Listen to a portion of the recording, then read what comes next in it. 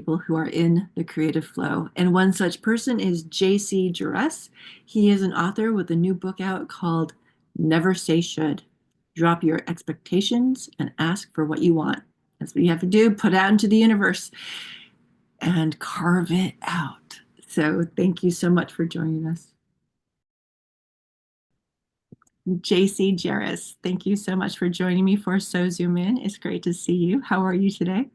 I'm doing great. Thank you so much for the invitation to be here. Well, it's great to see you. And I have to say, I am very proud of you. Did you know only 1% of the population has actually published a book? I So didn't know that. you are now a 1%er. That's good to know. So Thank you.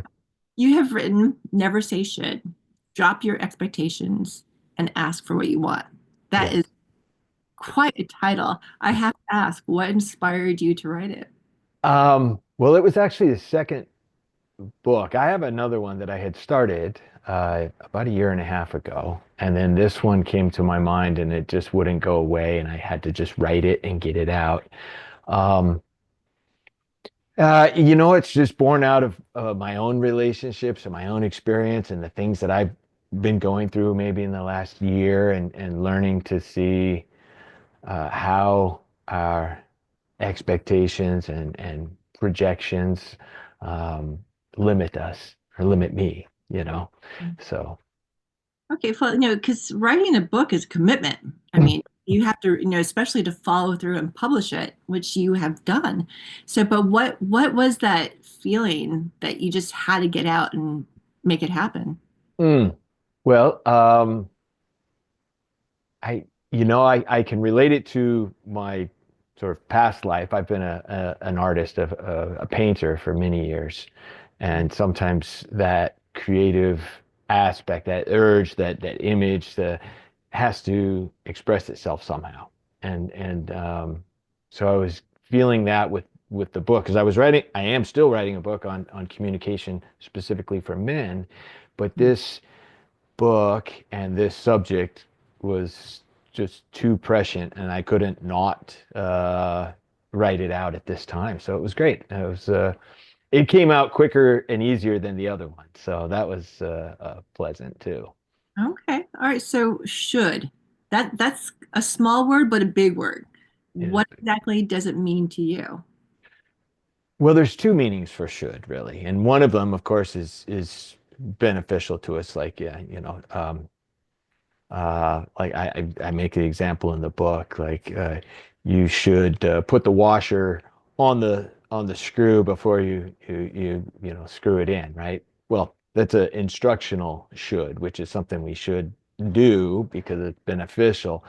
But the book, it talks about should in the more shame and guilt based way that it's used, like uh, you should be ashamed of yourself, or you shouldn't eat so much, or you should have told me, or you should have known better. Those types of um, when we use it that way, we are assuming some sort of authority, right? And the other person normally feels guilt or shame, and normally pushes back. So it's not really a very it's often meant as as trying to be of benefit to someone, but it's not very kind at all. Right. Well, it seems like society is really big on shame, Mhm. whether it's different religions or even just mere survival. It seems like that's something we've gone through many generations, and lacking compassion for self is something that's kind of just starting to become realized. So, do you feel when you say drop your expectations, how can someone even begin to start that? Well, the first thing is to realize you have them. I mean, most of us don't. I don't think, unless we're really introspective, we don't recognize what our expectations are. They're so closely aligned with our assumptions. Um, and a lot of this is just what we learned as children, right? We say this is the way the world is built, right? And this is how it's supposed to be, right?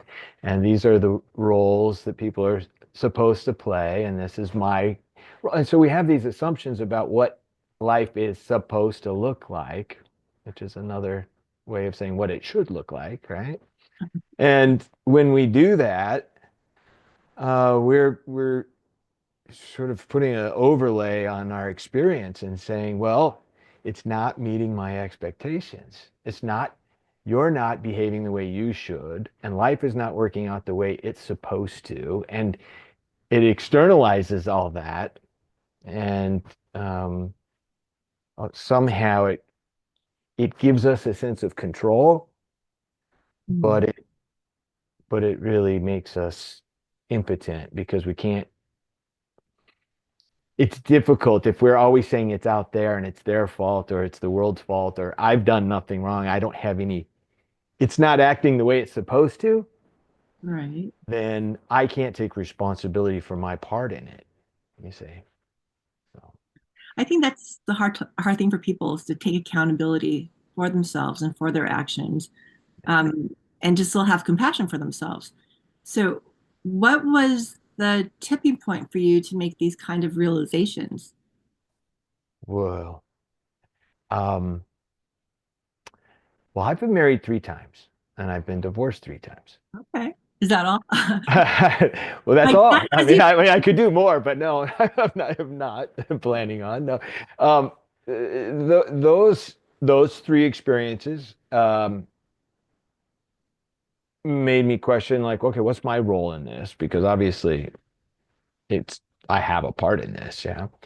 But really, the tipping point. Those are maybe just that's the climbing the mountain part, but the part that gets me over the top is Uh, maybe two things happened sort of. Well, my children happened first. Yeah, my I have 2 children.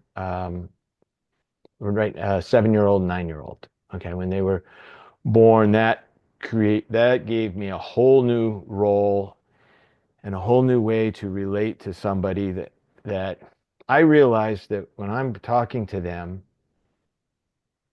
I'm building their assumptions of what life's going to look like for them in the future, right? So I started thinking like, oh, what do I don't want to I don't want to impose too much of myself on them, but there's no way not to. But I want to make sure that they understand that there are other ways to be, not just my way to be, right? Um, so that was one thing. And then the second was about 5 years ago, I met my current partner, and she and I have been through many, many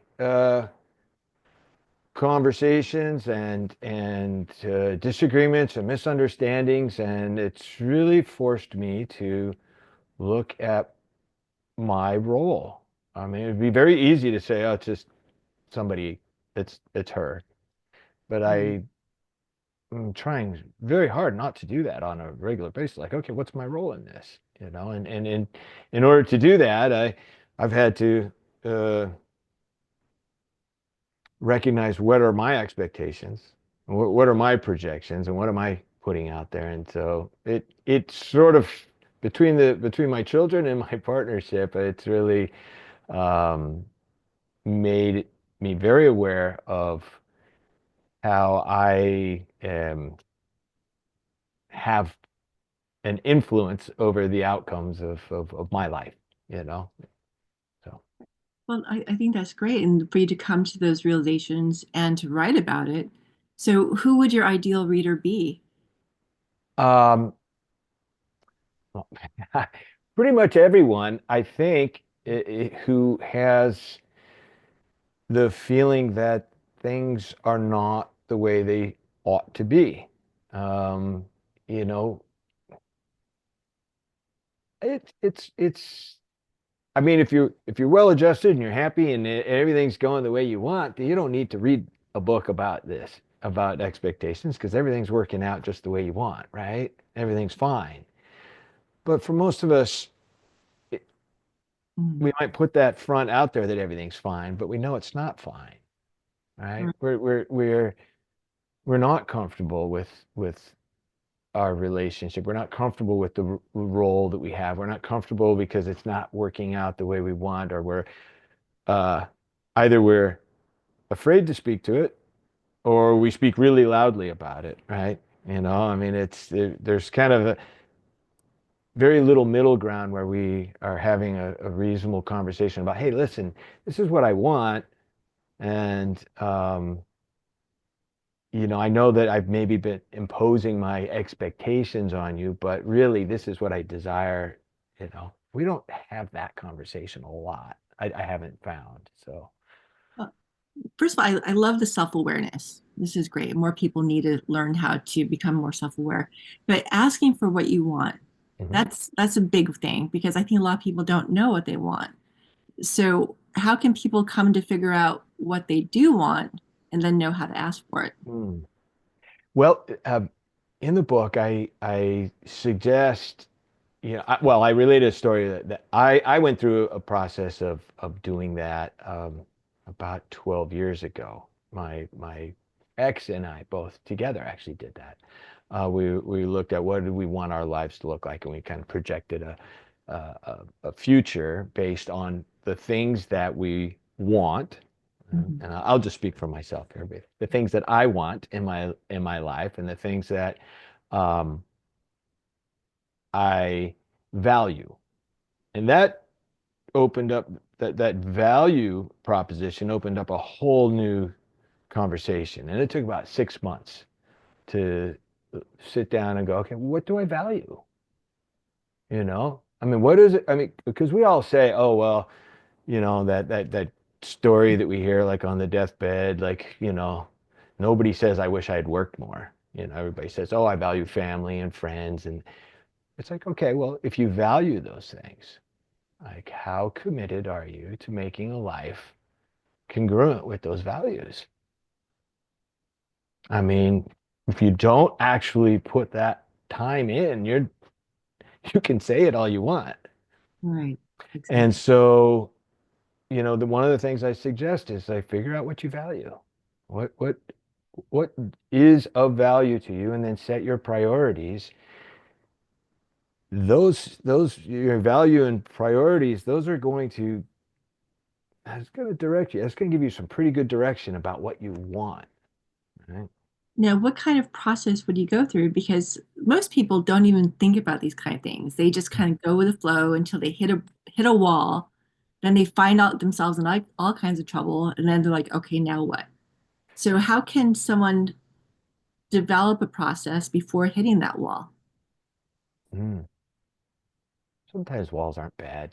Some, I sort of, you know, in the book, I say something that's to the effect that, a lot of people choose not to rock the boat. I'm just going to go with the flow, right? And we all do that. But your boat's going to get rocked, and it's going to be, you're going to lose a job, you're going to lose a partner, you're going to lose a child, you're going to lose a friend or a family member. You're going to lose something, and your world's going to change. Or it's going to be a health issue, something, right? Something's going to happen. And when that happens, you got an opportunity to either like you can just move on, like nothing happened, and just swallow it, and or you can look at your life and say, well, what is this teaching me? What am I being given the opportunity to do with this? And so walls are a good time to look at your values and your priorities, and reassess. And you can do it without hitting a wall. But I Right. say a wall is a great that's a great reason to do it. If someone asked you, how do I start processing this? What advice would you give them? Just be quiet. Just be quiet for a while. I mean, I've meditated for a long time. Um, you don't have to meditate in a practice. You don't have to sit on you just go outside, get outside in nature, be quiet, be alone. Don't be on your phone. Don't binge watch Netflix. Take that time and just do nothing. be quiet because there's chatter in there that's you, right? There's a voice in there that's trying to be heard, but our world is just overstimulated. We've got so much stuff and I don't want to get too preachy about it, but I think that our society is our society is really compelling us to not pay attention to the voice inside, right? That's Because true. we have when I say the voice inside, it's not like multiple voices. I'm talking about our intuition, right? Our voice that speaks to us, our conscience, that says, hey, I know you got to work. I know you got to pay the bills. I know you got to do these things, but the job's not right. The relationship's not right. The whatever it is, there's something in your life that's not right, and you're just trying to make do. You're just trying to do the best you can. You're trying to get through. And that's admirable. And that's what we're told we're supposed to do. But, at some point you're gonna say, well, that, that's not what's right for me. And yeah, I think a lot of people get sick. I think a lot of people get worn out, burned out, whatever, because they're not living congruent with their own desires for themselves. Right. So, as a parent of two Mm. young children, how can you teach them these type of methods so they know how to live with themselves, to be in the flow with who they are, and trust who they are? Um, it's funny, but this is going to sound a little counterintuitive maybe, but I own up to my mistakes so that they know it's okay. Because you're going to make mistakes and Mm. that's okay. And so then you go, okay, well, what can I do better? What can I learn from this? Right? And then move on. And so I think because I grew up in an era where, your parents were just right, you know? Right. You You got just didn't you just didn't at you just didn't question that. And in fact, you were told not to question authority, You were just it was a different era than today, maybe. I really don't. My kids are younger, right? So I'm an older father. So I see my kids are at school and their parents, their friends' parents are 30 something. Mhm. So we're two different generations. So I don't know what it would be like for them, right? They're like our societal norms change incrementally, right, over time. So I'm seeing like two generation jump, right? So when I relate to my children, I say, "Oh, well, we used to do this, this, this, and this." They're like, "What?" And they have no concept of running around the street on their bicycles and being outdoors alone with no contact, no phone for 8 hours. I mean, in the summertime, I would leave the house after breakfast and be gone. And it'd just be like, come home, grab lunch, get a Kool-Aid, run back out, and come back when the street lights go on. So my kids have no concept of that, right? And I think that um, the the thing to imbue them with is that there are other ways to be. Right? This is the way it is right now for them, but there were other ways to be, and there are still other ways to be today. They may be taught a certain thing at school. I feel like I unteach a lot. When they come home, I'm like, "So what'd you guys talk about today?" And you know, they tell a story about Thanksgiving, or they tell a story about the Western movement across the United States. I say, "Oh, you want to hear another version of that story?" you know, I like that. So I want them to know that there's not just one way to be. There's a Well, lot of ways to understand this, and hopefully they get it that their way is just one way. right. Well, and trusting your intuition, because that's something that, people are so distracted by social media, phones, like we were talking about earlier, so much stimulation. But how can you teach tuning into that inner voice, to trust that inner guidance, especially when you're out in the world by yourself, dealing with different people and different relationships? Well, I probably, I probably sound really radical to a lot of people because I when, love it. I tell my kids, well, they're, the school's teaching you a particular story and a particular narrative, right? And our society teaches a particular narrative because that's what they want us to do. Right. That's what they want all of us to believe and do. Now, you don't have to believe that. And you can, I mean, right now we've got, because of the internet, and because of all of, I mean, there's a good and bad to this. There's a distraction, right? But there's the opportunity that, like all the information of historical information of the world is available to you. So if you want to find an alternative story to explain an event, right, then you can find that. And so, I'm sure that right now they're in second and fourth grade. I'm sure by the time they get to middle school and high school, their teachers are going to be calling me going, your kid's got different views and they're gonna have to keep it down because it's making it hard to teach.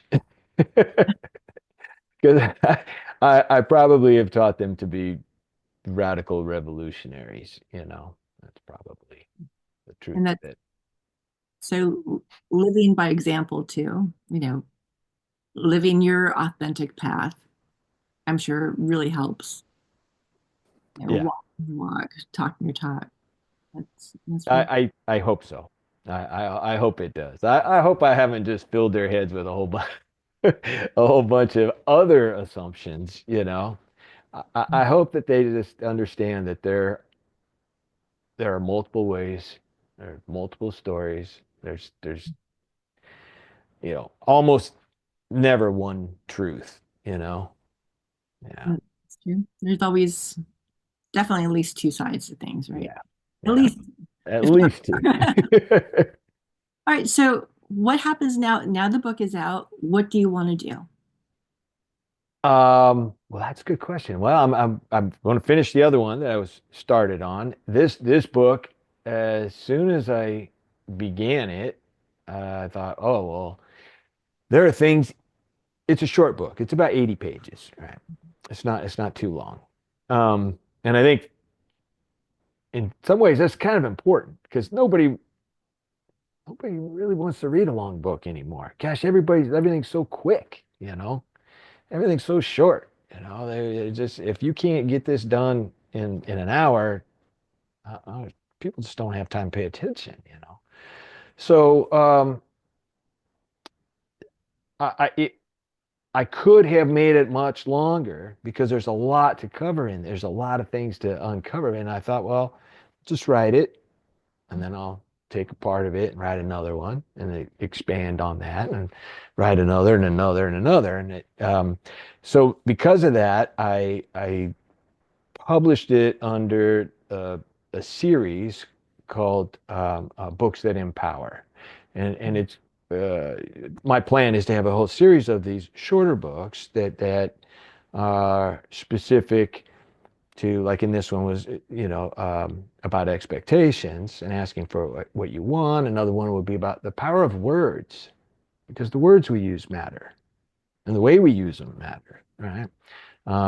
Meaning and all has um, it's a big impact, right? Because uh, my partner, she's Latina, she's Mexican, and so we have a language thing sometimes.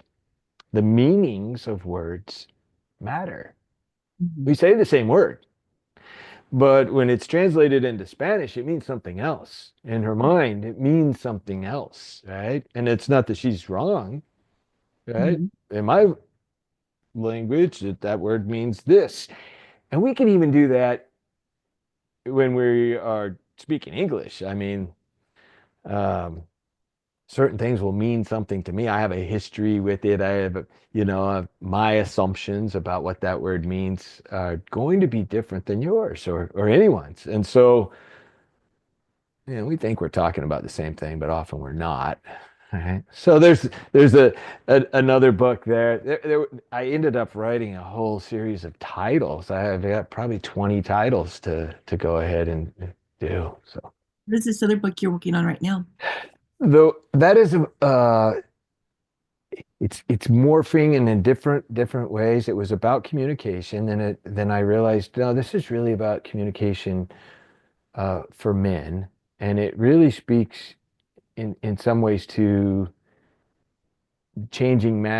our changing definitions of masculinity, which are happening pretty rapidly.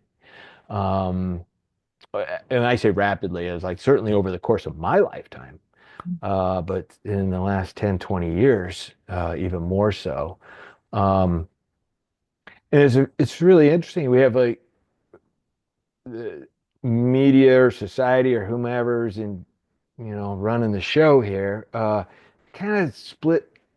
We've got toxic masculinity, and then we've got this other sort of, uh, I hate to use the term, but it's referred to like a snowflake, right? There's kind of this snowflake masculinity. It's very effeminate. It's very, I need, Yeah. they need their safe space, and they, so there's this, and I see it in the school system, right? My kids go to school, and it's like, oh yeah, they have like a corner, for if you need your safe space. I'm like, really? So What yeah. is the safe space supposed to be for? Like if you're having a meltdown or I guess if you're having a meltdown or some sort of discomfort or some, it's very interesting. But yeah, yeah. And I know that some people think, well, that's a great thing. And then others are like, well, I never had anything like that when I was a kid. I mean, it's like, really? And and then I see that all of this sort of started maybe with our participation trophies, you know, right? It's like right, there's no winners and losers. Everybody's a winner. It's like, no, actually it's sports. Somebody won and somebody lost, and that's okay. right. And And you need that's to okay. not winning. Exactly. Well, Right. with expectations again, we all have these expectations of what should be, and are Mhm. people so against it, they're trying to figure out new expectations. Yeah. Mhm. Yeah. Yeah. Well, I'm posing this. It's like how can you, if you're playing a game, there's winners and losers. That's part of games. That's what, and we, I think as humans, we we need that, right? We've learned to become who we are through the sort of climbing the ladder and competing and understanding and creating our hierarchies and things.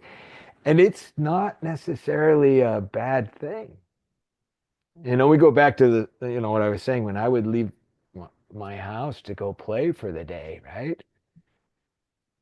We had independent play. Now I have to have play dates, I have to take my kids and it's a play date, right? It's set up and we meet and we're at the park or we're whatever we do. And it's it's sort of contained and controlled. Like when we were out on the street and we were just playing or out in the riverbed or on our bikes or whatever, it was just a bunch of kids. And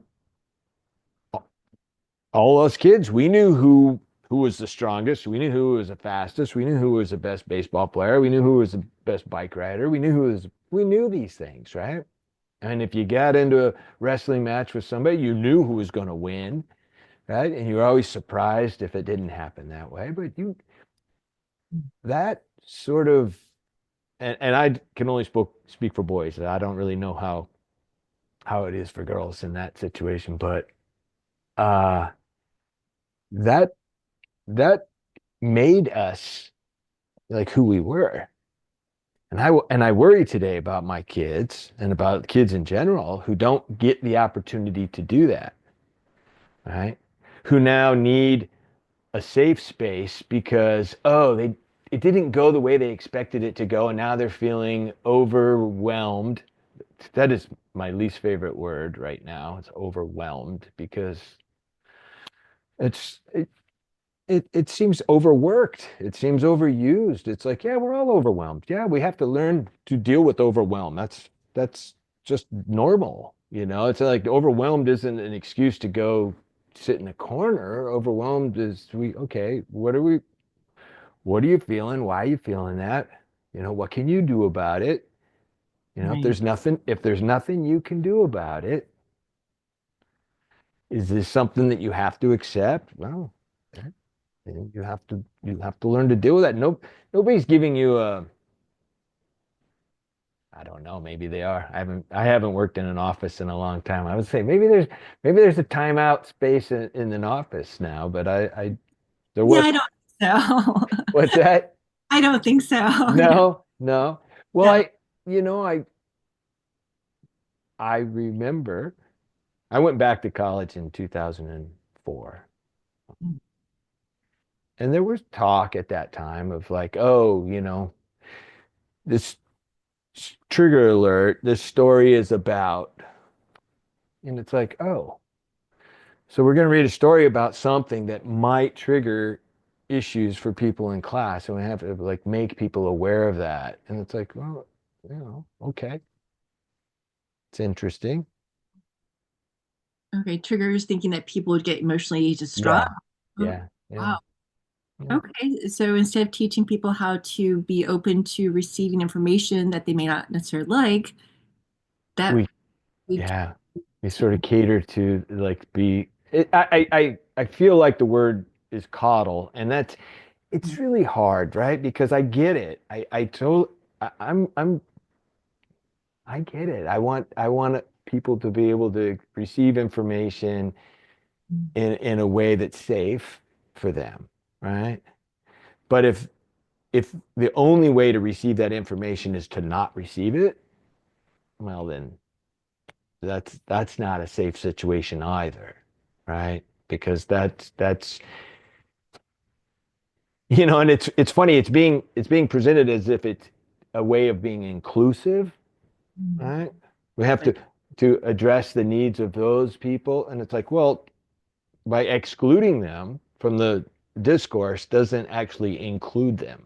And if we're going to dumb down the discourse to the point where we just don't talk about things because we're afraid that people are going to be upset, then we've done a disservice to everyone. Yeah. So, But there is definitely a lot of fear, but it all still boils down to self. It's like people are so far removed from who they are. They don't really know who they are. They keep projecting all these other things onto other people. You're going back to your book, figuring out who you are. Who am I? What are my wants? What are my intentions? What do I want to ask the universe of? And I think giving yourself an opportunity to discover that is very commendable because that helps other people find the same for themselves. So I think that's awesome. And more people need to do that. I think so. I think so. I wish, yeah, my kids and I were watching a movie called Sandlot. It's Oh, a I agree. it's a good one, right? It's a good one. It's from the 80s, maybe. It's about some boys playing baseball. And I remember there's a scene in there where the kid runs back to the house and he opens the door. He says, "Mom, I'm going to go play baseball." And he closes the door and he takes off running. And all the boys, they go to the field to play baseball. And my son is like, "Was it like that when you were a kid?" I said, "Yeah, it was. We used to throw the door open, say, I'm going," and slam the door and run out. And that sort of independence in a young person, I think, makes a big difference into the person they become. And I think that maybe some of the things we're talking about here, like this idea of like, well, people don't have a good sense of self. It's like, well, how did you develop a sense of self? You know, you don't develop a sense of self on playing a game, on a computer. You just don't. You've got a different self, Mhm. right? It's a projected self, right? It's even we call it an avatar, right? I mean, there's a projection of self Right. in which you can be whatever you want, Mhm. right? And that's a new way of being. I mean, I can't deny that. That is a new way of being, but does that give you this sense of security when Mhm. the lights go off, right? When I was saying, okay, just be quiet, go out in nature or go outside, be quiet, listen. What sense of, if you're not projecting an avatar to the world, right? What is your sense of self? And that's something that you develop when you have an independence as a child, I think. Yeah. I agree. Yeah. So we're in a very it's an interesting world to be in right now because my generation, I'm 61 years old. So my generation, I mean, there were no computers, there were no cell phones. Mhm. Now there are, I'm a full maybe two generations removed from people who've never lived without a computer or never lived without a cell phone.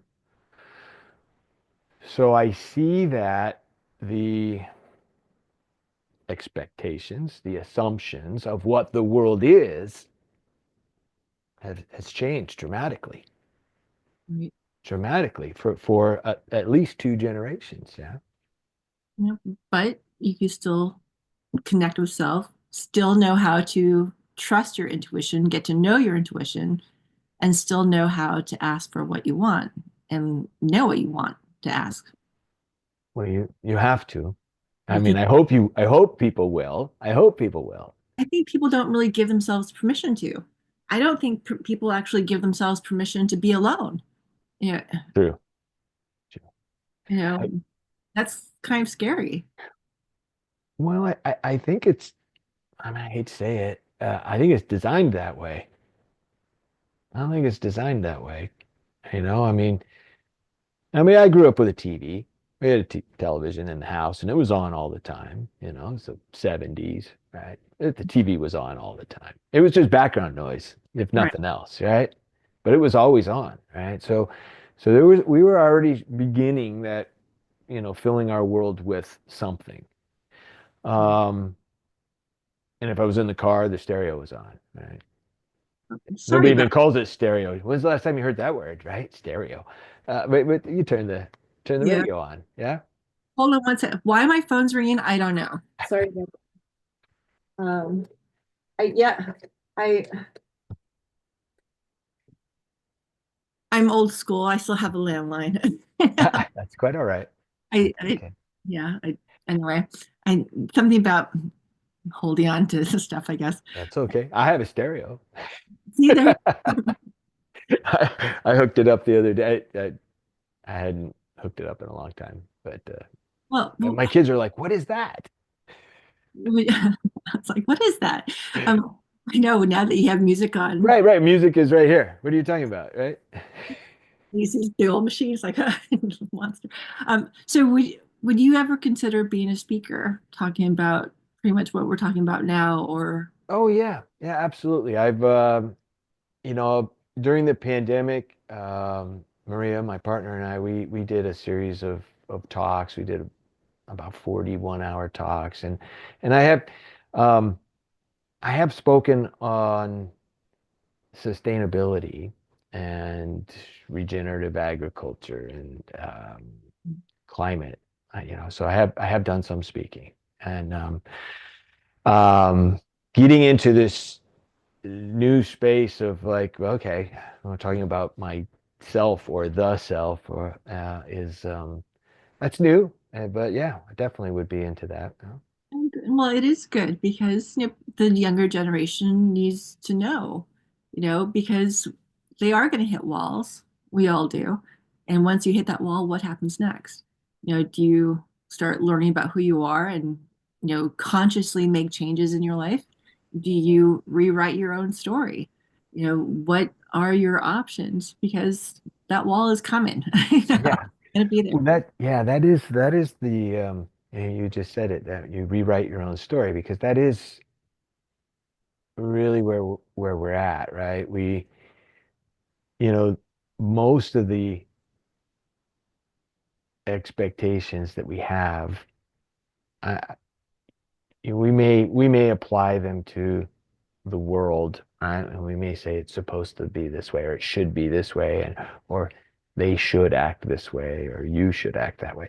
But I'm gonna I'm gonna guess that most of our expectations are actually about who we are, and um, we don't know that, we don't see that, because we just think we are who we are, Right. right? And but we have a whole belief system that came from our upbringing, came from our experiences, came from our past relationships. I mean, that identity that we Mhm. write for ourselves is the thing that is our limiting belief, right? And so rewriting that story, um, it's fine. I mean, I'm in the middle. I guess we all are maybe in the middle of rewriting that story now, right? It's a evolving story at least, right? But you can actively rewrite that story, actively look at it and say, well, those are things that I believed because of these experiences, and they were helpful at the time because I survived.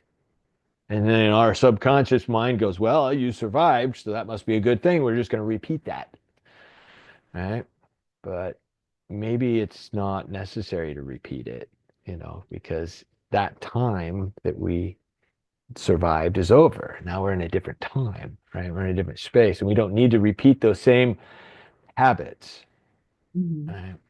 But It goes back to being aware. You yeah, be aware of what the situation was in order for you to consciously choose to rewrite it.